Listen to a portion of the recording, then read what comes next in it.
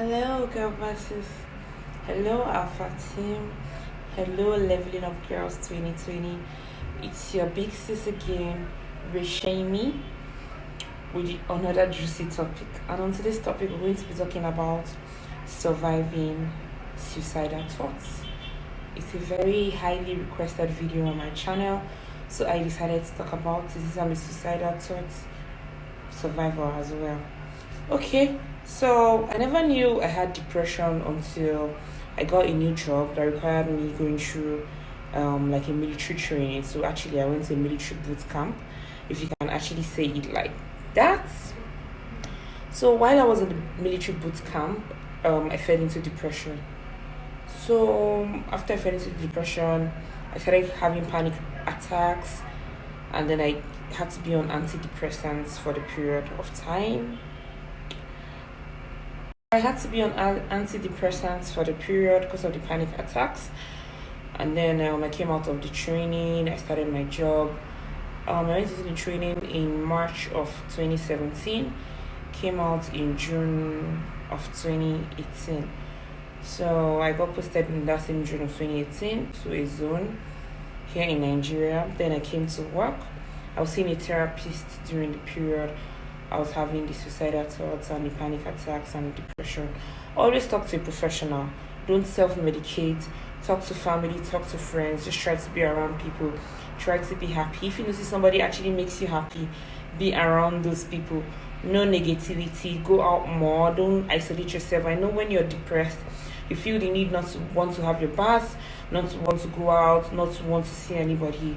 But fight it. Every time you feel that way, fight it. Go out, get dressed, say to people, just talk, laugh, you feel. So that all happened in 2018, right? So I was on antidepressants and seeing a therapist, and we're having therapy sections all through 2018 for like 6 months till the end of the year. So from June to December, I was on antidepressants.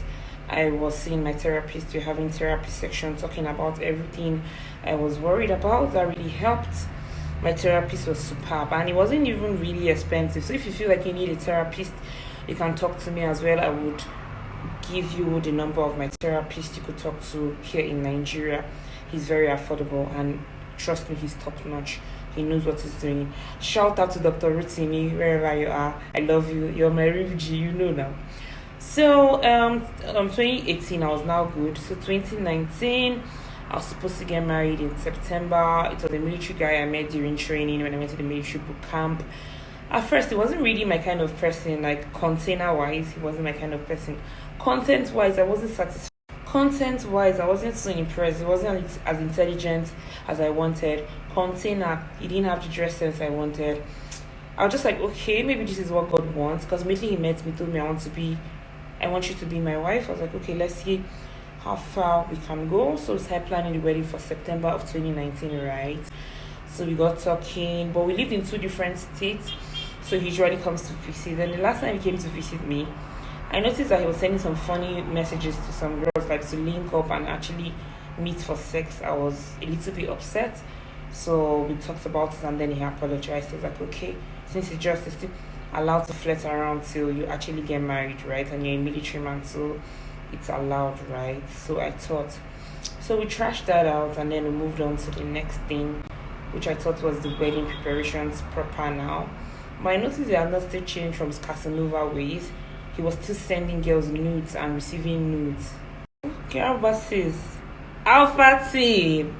My husband to be was sending nudes to girls. An officer of the Federal Republic of Nigeria was sending nudes to girls and receiving nudes. I was shocked to my bones. Like, if not for anything, you're not a civilian. You should know better than sending your nudes to girls. I mean, these people could blackmail you tomorrow. So everything went down. I got really upset. I started getting depressed because the wedding was already fixed for September. My family were calling me. My friends were calling me. My colleagues were all calling me. When is your Ashebi coming out? If you're in Nigeria or you know about Nigerian weddings, you know how it can be with the whole Ashebi craze. So everybody was already calling me like, when are you bringing our Ashebi now? Stuff like that. So I was just getting embarrassed. So it was even the embarrassment that led me into this my new depression. It was not even the fact that, I love him or I'm missing him or anything like that. No. It was way far from it. It was just the anger and the embarrassment of answering questions of, oh, sorry, I'm not getting married anymore. My boyfriend is cheating. At that time, I had not healed enough to actually talk. At that point in time, I had not healed enough to like actually talk about it. So I actually just went MIA, switched off my phones, just went blank on everybody, my family, my friends. Nobody could reach me. So it was really becoming scary. I wasn't having my bath. I wasn't eating. I was losing weight. I wasn't going to work, and I had to take my annual leave at the time so that I could actually properly rest and regain myself. I traveled home for my annual leave. While I was home, I was good. But immediately I came back to my state where I was serving, depression came again. So I started becoming suicidal, not just because of anything, because of the embarrassment. The whole marriage thing cost me. Not like I was depressed because he left me or I left him, as the case may be. So how did I survive my depression period? That's the real question. Okay, so when 2020 came, I set goals for myself. I'm like, nah, this year I do not want to be depressed. I want to be a better person. I want to be a new person. I made a goals board and I worked towards it day by day. Hung around people that made me happy. People that made me happy, people that made me laugh. I hung around with them a lot and it really helped. So you see what I'm saying? When you're depressed, and you notice you're getting depressed, go out, have your bath, eat, have fun, go around people that make you laugh. That way the suicidal thoughts would leave you alone. But if you isolate yourself, trust me, girlfriends, it's going to get worse. So I overcame my suicidal thoughts by, first of all, going out, setting goals, achieving the goals one after the other. Then I started seeing a therapist again, and then he puts me on another set of antidepressants. So going to see a therapist for your mental health is not such a bad thing. Talk to someone, open up.